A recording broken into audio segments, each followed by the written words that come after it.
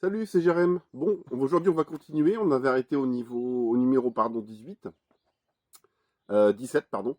Donc là on va aller du 19 au 23 parce que c'est des petites étapes.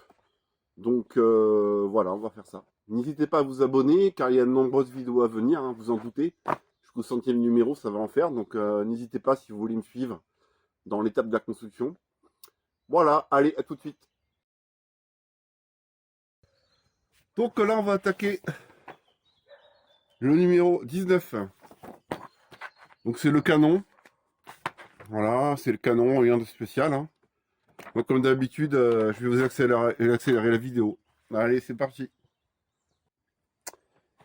Donc aujourd'hui, on va continuer, hein, sur les petites anecdotes de Star Wars. Donc aujourd'hui, j'ai un peu regardé les lieux de tournage, tout ça. Donc en fait, dans le premier film, tout ce qui est décor intérieur, ça a été tourné en Angleterre. Alors ça se nomme Delstruy, le studio Delstruy en Angleterre. Donc ils ont fait des décors. Et bien sûr, pour faire certains fonds, comme qu'on voit Obi-Wan Kenobi qui est dans l'étoile de la mort, vous savez, qui éteint les boucliers ou une chose comme ça, là, et qui a du vide au-dessous, ben, c'est du matte painting en fait. Donc nous, à l'heure actuelle, les effets spéciaux en matte painting, c'est numérique maintenant. Et avant, à l'époque, c'était des plaques de verre en fait, où ils peignaient le fond. Et après, avec la caméra, ils ajoutaient le décor réel avec le matte painting. Donc c'était des artistes. Alors, je sais plus le nom de l'artiste qui faisait ça, mais qui était vraiment très très très fort. Alors, à l'époque, dans Willow aussi, ils l'ont utilisé, enfin, dans pas mal de films, c'était des décors filmés sur des plaques de verre. Par exemple, dans Die Hard 2, vous savez, le film Piège de cristal et Die Hard 2, ça se passe à l'aéroport avec Bruce Willis. À un moment, dans la fin du film, on voit des avions qui atterrissent, plein d'avions qui atterrissent sur la piste. Et en fait, il y a un avion en premier plan, le vrai avion, et derrière, c'est entièrement peint sur des plaques de verre. Voilà, c'est comme ça qu'ils faisaient ça avant. Et ça s'appelle le matte painting. J'ai revu aussi sur R2D2 un truc marrant. Quand ils ont dans R2D2, toutes les scènes, la maison de Luc, tout ça, ça a été tourné au Maroc. Attendez, au Maroc ou Tunisie? Je crois que j'ai dit des bêtises. C'est en Tunisie que ça a été tourné. Voilà. Et donc il faisait assez chaud, tout ça. Bon, ça je vous l'avais déjà dit. Et R2D2 aussi pour le déplacer, ils lui ont mis des skis sous le R2D2 et avec une corde, il tirait comme ça. Je trouve ça assez marrant. Ensuite, je voulais vous parler des inspirations qu'a eu George Lucas. Par exemple, pour Dark Vador, son armure, il s'est inspiré des armures de samouraï. D'ailleurs, chez Bandai, il existe, ils vendent des maquettes de Stormtrooper, des Dark Vador en samouraï. Voilà. Donc il s'est inspiré des samouraïs en fait pour son armure. Ceux qui en regardent, le casque et tout ça ressemble assez. Après pour le film, il s'est inspiré en partie de Flash Gordon. D'ailleurs, il voulait réaliser un film sur Flash Gordon sur la série, mais ça a été abandonné. Et donc il y a pas mal d'inspiration de Flash Gordon dans Star Wars. Et aussi une chose, c'est que pour tout ce qui est bataille spatiale, en fait, il s'est inspiré des batailles de la Seconde Guerre mondiale en fait. Au niveau dynamique et façon de combattre, en fait, il s'est inspiré pas mal des batailles de la Seconde Guerre mondiale d'avions. Et d'ailleurs, si on regarde le Faucon Millennium, le cockpit du Faucon Millennium, en fait, c'est calqué sur une forteresse volante, les bombardiers B2, B22, B2. Et si vous regardez sur Internet, donc les cockpits des forteresses volantes, c'est exactement ça en fait, le cockpit du Faucon Millennium. Et même, il a été poussé le truc jusqu'aux manettes pour contrôler les manettes du Faucon Millennium. Ouais, voilà, elle marche bien, il n'y a pas de souci. J'ai essayé dans le noir, ça rend très bien aussi. On voit la lumière un peu rouge ici, donc ça rend bien. Voilà, le canon est fini. Et maintenant, il n'y a plus qu'à le peindre, hein. Voilà.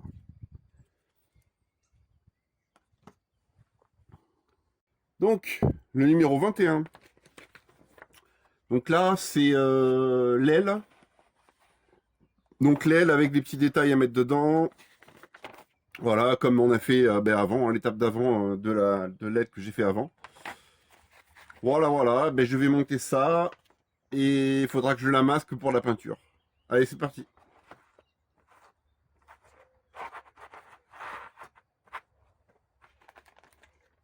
C'est les mêmes manettes où on met les mains que dans les bombardiers. Voilà, il s'est inspiré de ça.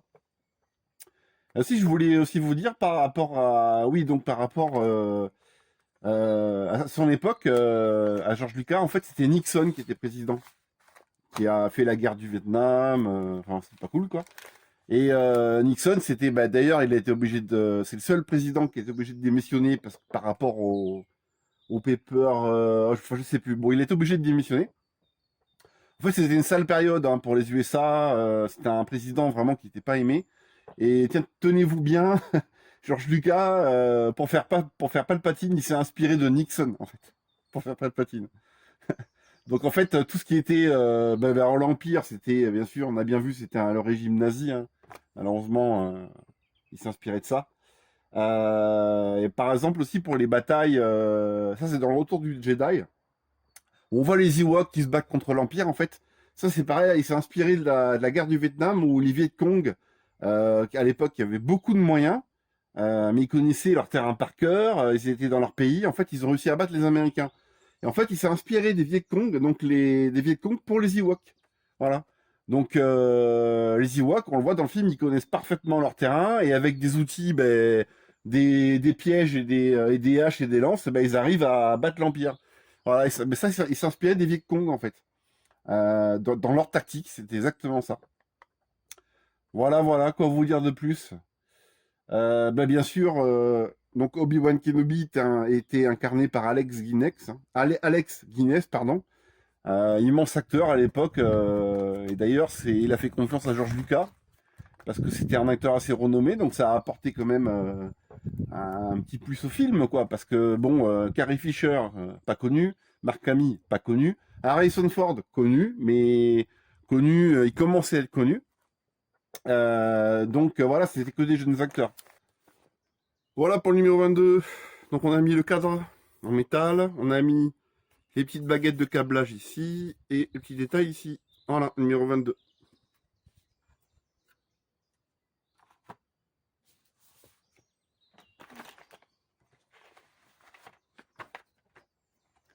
Donc on passe au numéro 23.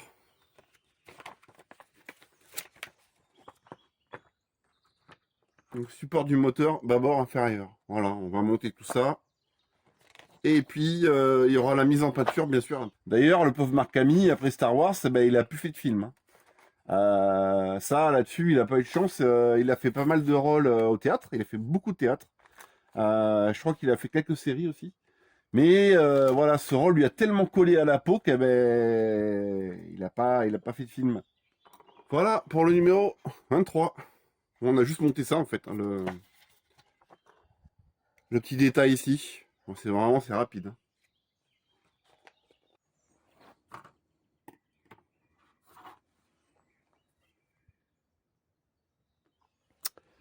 Et voilà l'aile une fois terminée, donc peinte. Donc je l'ai peint, j'ai fait des effets de dommage ici avec du scotch de marquage. Voilà. Donc ici, voilà.